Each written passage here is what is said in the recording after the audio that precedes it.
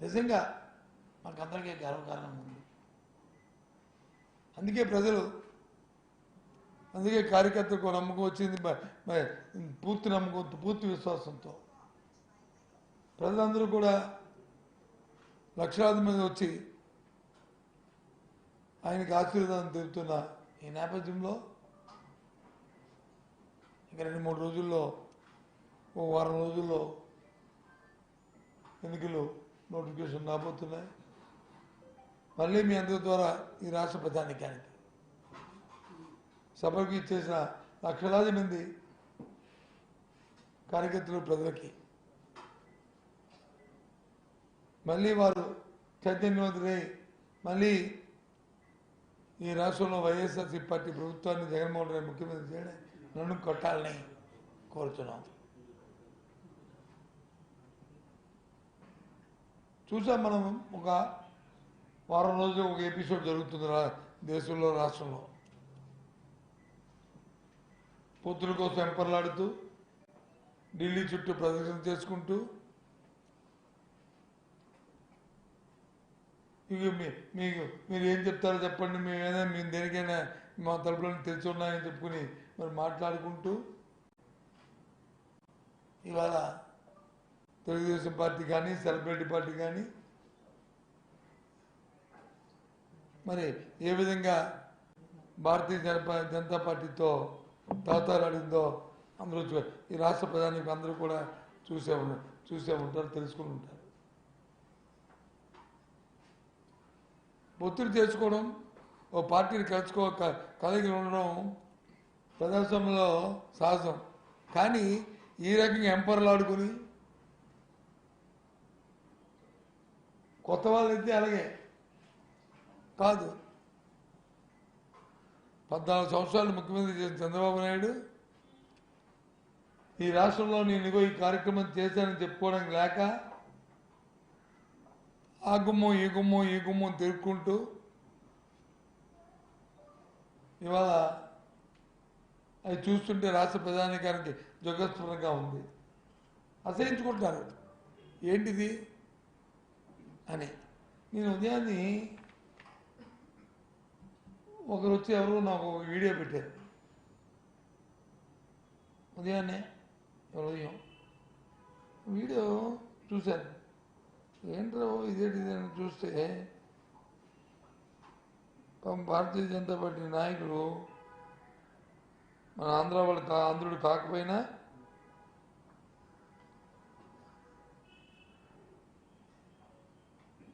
ఆయనకున్న వచ్చిరాని తెలివి మరి ఆయన కండస్థ పెట్టుకుంటూ చూడండి.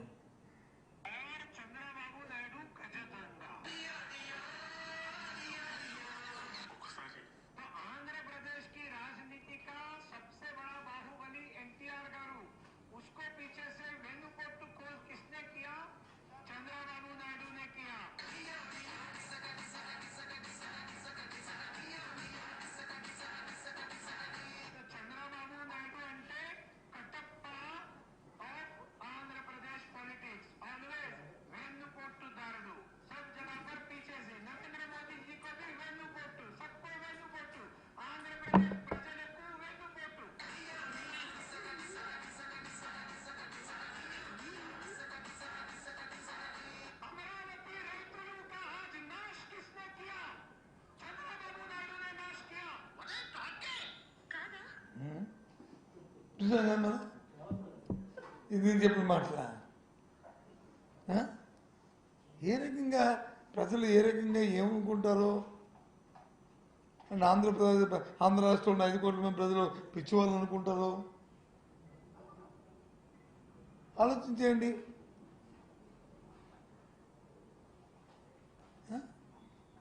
సరే ప్రజాస్వామ్యంలో 2 పార్టీలకు వెళ్ళడం, 2 పార్టీలు విడిపోవడం, పొత్తులకు వెళ్ళడం, పొత్తు అని అది వేరు. ఇదంతా ఎప్పుడు ఒక 3 నెలల కింద జరిగిన సంఘటనలు.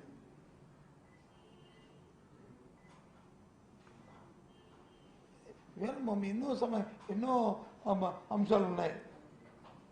అధికారం ఉన్నప్పుడు దాని గురించి ఆలోచించలేదు, కొన్ని పొత్తులు పెట్టుకున్నప్పుడు దాని గురించి ఆలోచించట్లేదు రాష్ట్రం తాలూకా ఆ అంశాల పట్ల, ముఖ్యంగా మన స్టీల్ ప్లాంట్. ఈ పొత్తులు పెట్టుకున్నారు కదా ఇప్పుడు రేపు ఎల్లుండో ఎప్పుడో మరి భారతీయ జనతా పార్టీ నాయకత్వం అలాగే మరి వాళ్ళతో పొత్తు పెట్టుకున్న చంద్రబాబు నాయుడు అందరూ వస్తారు కదా వైజాగ్ పట్టణానికి. మరి స్టీల్ ప్లాంట్ గురించి ఏం చేస్తారో చెప్పానండి.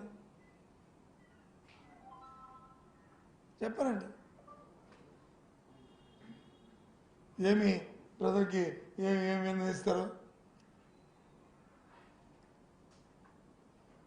అసలు? ఎక్కడ ఒక ఎథిక్స్ లేకపోతే, ఆలోచన లేకపోతే, ఎన్నో మాట్లాడారు మా ముఖ్యమంత్రి జగన్మోహన్ రెడ్డి గారు. అధికారం అనేది కాదు ముఖ్యం, చరిత్రలో ఏదైతే ఆ యూనిక్ పేజీలు ఉంటాయో అందులో నా పేరు కూడా ఉండాలని కోరుకుంటాను తప్ప అధికారం కోసం వెంపర్లాడను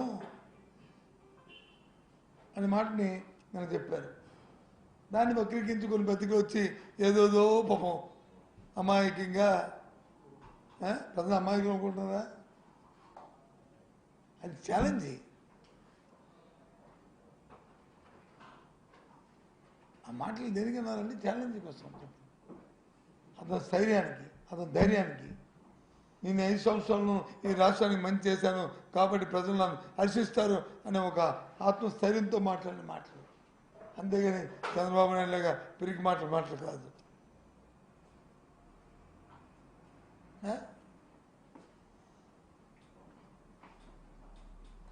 చెప్పండి.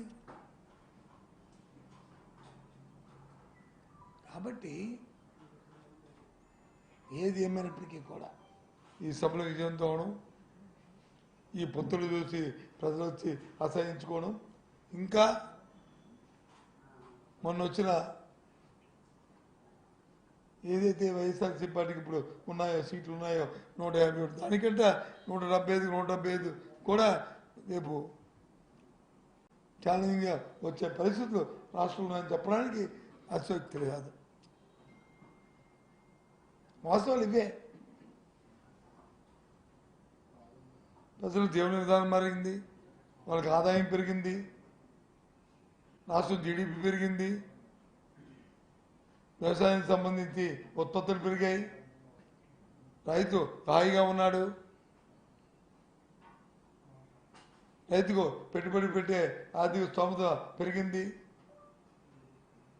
పండించిన పంటకి గిట్టుబాటు దొరికింది, ఎరువుల కోసం విత్తనాల కోసం ఎంపర్లు అడుకోకుండా ఇంటి ముందునే ఆర్బికే ద్వారా అవన్నీ ఇస్తున్నారు.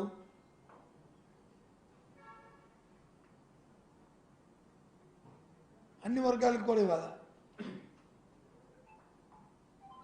ఏదైతే సచివాలయం వ్యవస్థ తీసుకొచ్చిన తర్వాత గ్రామాల్లో అయితే మరి ఇంటి ముంగిడికే పరిపాలన వచ్చింది, ఊరు దాటి వెళ్ళకంట అన్ని అంశాలు కూడా, అన్ని కార్యక్రమాలు కూడా ఆ సచివాలయం జరుగుతున్నాయి.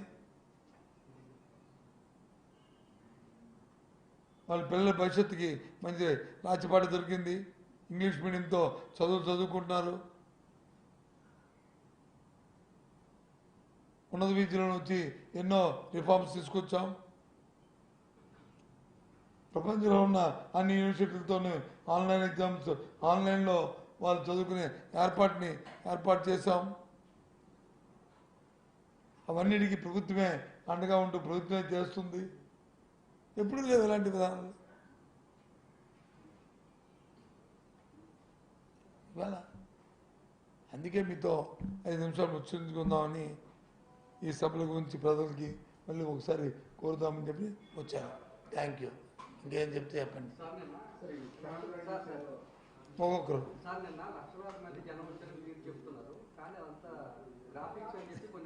అదే మరి పచ్చగా ఉన్నట్టు పచ్చగా ఉంటుందని, ఎలాగైతే చంద్రబాబు నాయుడికి ఇంకెవరో ఉన్నారు కదా అలా అలా సెలబ్రిటీ వాళ్ళకి ఎలాగైతే పెడతారు గ్రాఫిక్లు, ఈ ఫోటో పక్క కూడా అలా పెట్టించుకుంటాం. ఇది చూస్తే తెలుస్తుంది. పోనీ అలాగనుకొని ఆ బల్బుతో ఉండమని ఎవడుతున్నాడు? ఆ? ఎవడో నవ్వుతాడు గ్రాఫిక్ అంటే. ఆ భ్రమలో ఉండమనండి ఆ పత్రికల్ని ఆ నాయకుల్ని వద్దానులే. లక్షలాదిగా మన భీముపట్నం జరిగింది, మన భీముల తగలబోత దగ్గర, ఏలూరులో జరిగింది, రాప్తాలో జరిగింది, నిన్న వచ్చి బాపట్ల అయ్యేలో జరిగింది. ఇవన్నీ ఒకటికి మించి ఒకటి. ప్రజలు తండోపు స్వతహాగా ఆల్మండ్ కాలు వచ్చి అమ్మ జగన్మోహన్ వస్తారు ఏం చెప్తారో 5 సంవత్సరాలు మనకు వచ్చి ఆయన మంచి పరిపాలన అందించాడు, ఆయనకి మన తాలూకు మద్దతు తెలుపుదాం, మనకు కూడా భాగస్వాములు అవుదాం, కార్యకర్తలకు వచ్చి భరోసా వచ్చింది, ఇక మళ్ళీ ఈ ప్రభుత్వాన్ని తెచ్చుకోవాలి, సామాన్యులకు అందుబాటులో ఉన్న ప్రభుత్వం ఇది అని చెప్పి వచ్చారు. పత్రికల ఇప్పుడు ఒకరోజు ఏం మంచి రాస్తే నన్ను వచ్చి ఇవాళ చెడుగా రాశారని అనుకోవడానికి వాళ్ళకి అలా పచ్చగా ఉన్నాడు పచ్చగా ఉంటే అది పచ్చగా ఉంటుంటుంది అంతే. మనం ఏం చేస్తాం? ఏం చెప్పావు?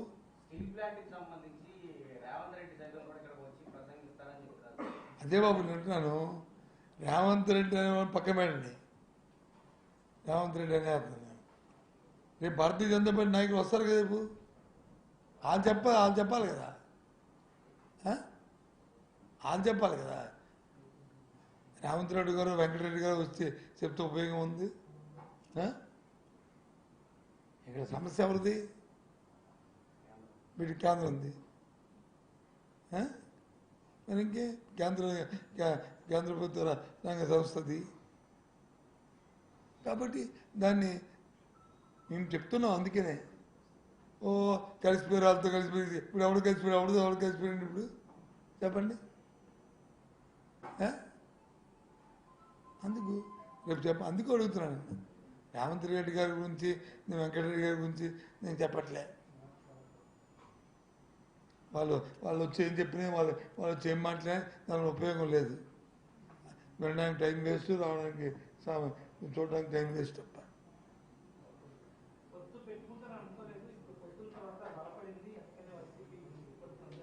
మాకెందుకు? మేమెందుకు అనుకోలేదు, మేమెందుకు అనుకుంటాం? మాకేం సంబంధం? అనుకోపోవడానికి మాకేం సంబంధం? ఫస్ట్ నుంచి ఒకటే చెప్తున్నాం, మేము ఒక్కరమే, మాతో ఏ పార్టీ పొత్తు ఉండదు, మేము ఏ పార్టీని పొత్తు అడగము. కానీ ప్రజలు మాత్రం మేము పొత్తు డైరెక్ట్గా ప్రజలతో తప్ప ఇంకెవరితో కాదు. మాకు ప్రజలకే పొత్తు, మా పార్టీకి, మా నాయకుడికి ప్రజలకే పొత్తు, మా మిగతా వాళ్ళతో మా సంబంధం.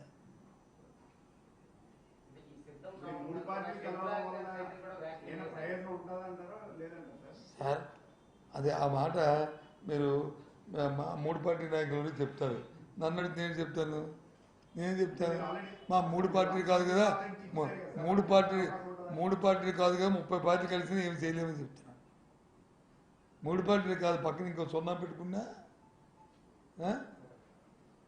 ఏం ఫలితం ఉండదు.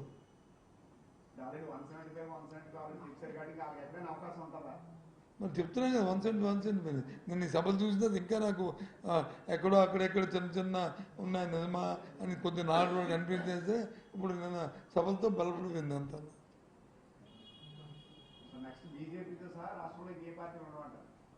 ఇప్పుడు లేదు కదా బీజేపీ, ఇప్పుడు కాదు బీజేపీ ఇప్పుడు ఉందా? బీజేపీకి ఏం జనసేన రాష్ట్ర పార్టీ ఉందా? లేదు కదా. తెలుగుదేశం పార్టీ ఒకటే ఉంది, అది కూడా రేపు ఉండదు.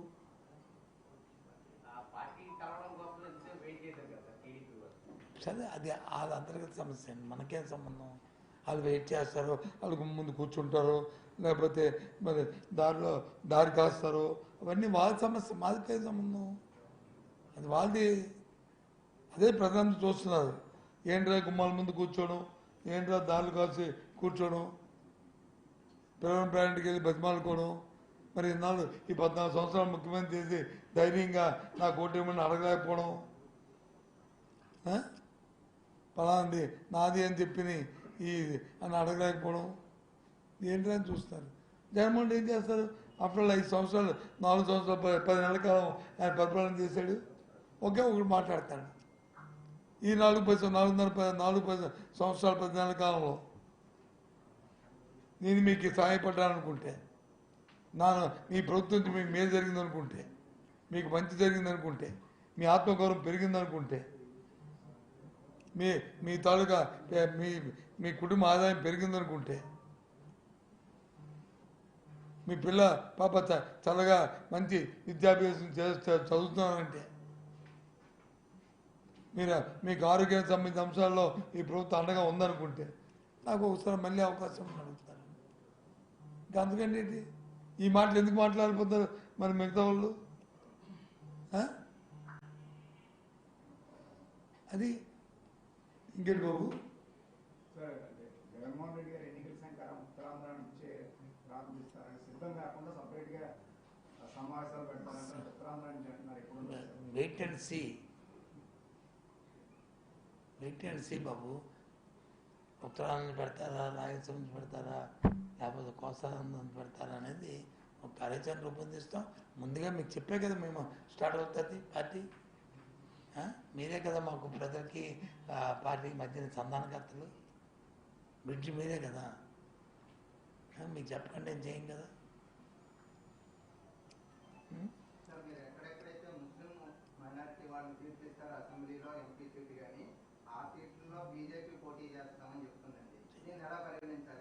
మాకేం సంబంధం అండి? మాకు మేము ముస్లింలకి ఎక్కడ ఇస్తామో అక్కడ చేస్తారు, మీ హిందువులకి ఎక్కడ ఇస్తామో అక్కడ చేస్తారు, మేము క్రిస్టియన్కి ఇస్తే ఎక్కడ చేస్తారు. మాకేం సంబంధం? మాకు అందరూ ఒకటే. ఏమో అంటే అదే కబడ్డీ ఆట ఆడతారంట, ఆడి అవతోడు కాలు ఇరిగిపోలే, లేదా అందులో ఏమైనా అంగవైకల్యం ఉన్నాడా, లేదా అందులో అడిగే దృష్టి మాంద్యం ఉందా, ఏది ఉందా చూసుకుని ఆడతారంట గేమ్. అలా ఉంది మాట్లాడిన మాటల మీద. వాళ్ళు అడిగినది మాకు అది లేదు. మాకు ఎవరు వచ్చినా ఒకటే ఓపెన్.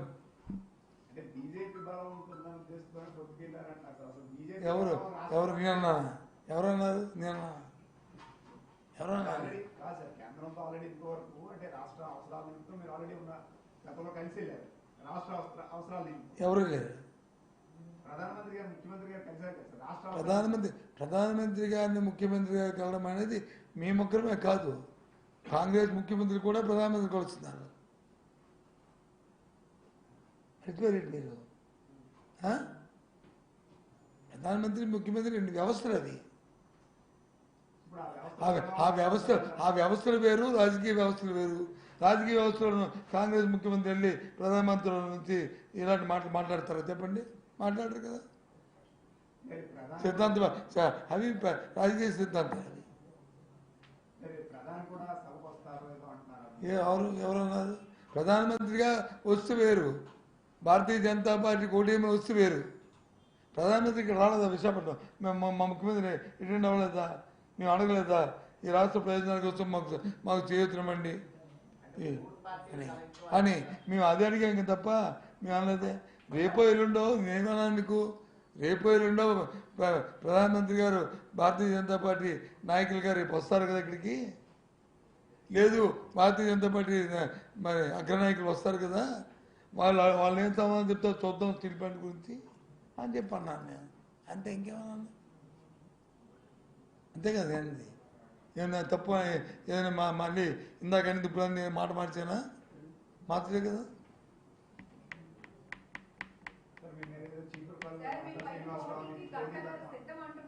ఏం సిద్ధం?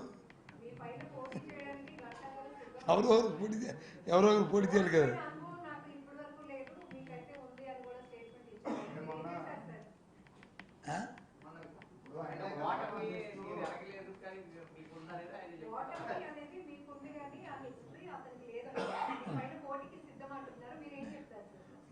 నేను ముందు ఓటమితోనే సక్సెస్ అయ్యాను.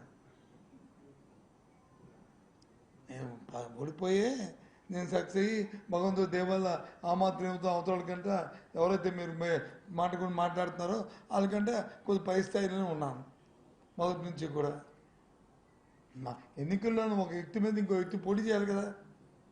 అది ఆయన వచ్చి ఇంకో వచ్చి XY Z ఎవరైనా ఒకటి, X అయితే ఒకటి, Z అయితే ఒకటి, M అయితే ఒకటి, ఏ ఒకటి ఉంటుంది. ఎవరైనా ఒకటి A to Z. నేను ఎందుకు చేస్తాను?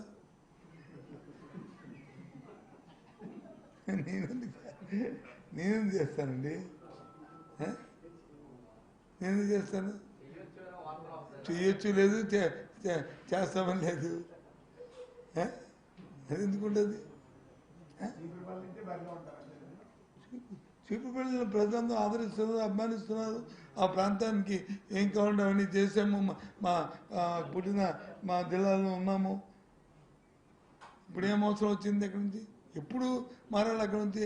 ఆ ప్రజలు తిరస్కరిస్తే, ఆ ప్రజలు వద్దనుకుంటే, లేకపోతే మన మీద మనకు నమ్మకం లేకపోతే అప్పుడు అక్కడ ఇక్కడ మారుతున్నారు. ఎవరు మారుతారు? రాజకీయాలను నమ్మకాలను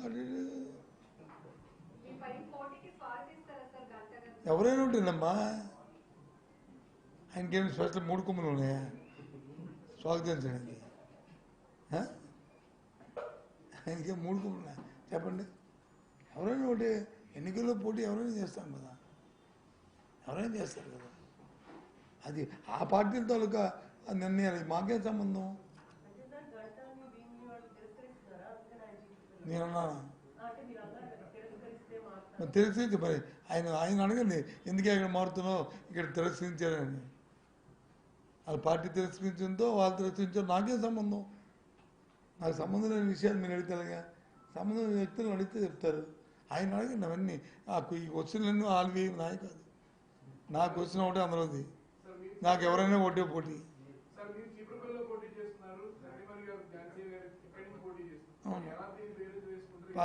పార్టీ ఎక్కడి నుంచి పోటీ చేయాలని పార్టీ నిర్ణయించింది.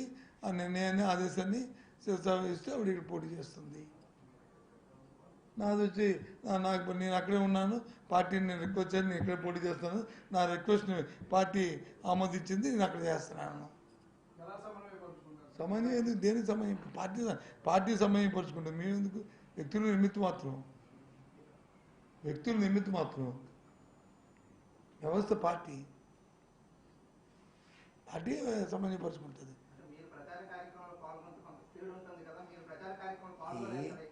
నేను చెప్పాను కదా, వ్యక్తుల నిమిత్తం మాత్రం. పార్టీ పరిశ్రమ ఉంటే వ్యక్తులు ఆటోమేటిక్గా ఉంటారు. పార్టీ పరిశ్రమ లేకపోతే 2014లో నేను కాంగ్రెస్ పార్టీ తరఫున పోటీ చేశాను, ఓడిపోలేదా? పార్టీ మరి బాగాలేదు కాబట్టి ఓడిపోయాను. ఏం చేస్తాం? అంటే ఏం చేస్తాను అందుకు. ఇవన్నీ చెప్పండి. డిఎస్సి డేట్ ఇచ్చామే, ఫైల్ సంతకం పెట్టండి. డిఎస్సి రేపు ఉదయం ప్రకటిస్తాం. అంటే కోర్టు వచ్చి 30 రోజులు పొడిగించమని చెప్పింది. ఇది టెట్కి డిఎస్కి మధ్యలో గ్యాప్ ఇవ్వాలి. 4 వీక్స్ గ్యాప్ ఏముంది. ఆ 4 వీక్స్ తర్వాతే డేట్లు ఇస్తున్నాం. అప్లై చేసుకోవడం గడువు. అప్లై చేసుకోవడం ఏంటండి? ఎప్పటి నుంచో వెయిటింగ్లో ఉండి మాకు కావాలని అడిగి మరి అప్లై చేసుకోవాలంటే వాళ్ళు ఎన్నిసార్లు మనం గడువు పెంచినా అప్లై చేసుకోరు. అంటే అంత నెగ్లిజెన్స్ ఉన్నప్పుడు ఎలా చేసుకుంటారు? కమిట్మెంట్ లేదు. సో ఇది మాత్రం 4 వారాలు గడువు ఇమ్మంది. టెట్ అయిన ఆఖరి రోజు నుంచి 4 వారాలు ఇమ్మంది. 4 వారాలు టెంటివ్గా అనౌన్స్ చేస్తారు. రేపు ఉదయం వస్తుంది డేట్లు.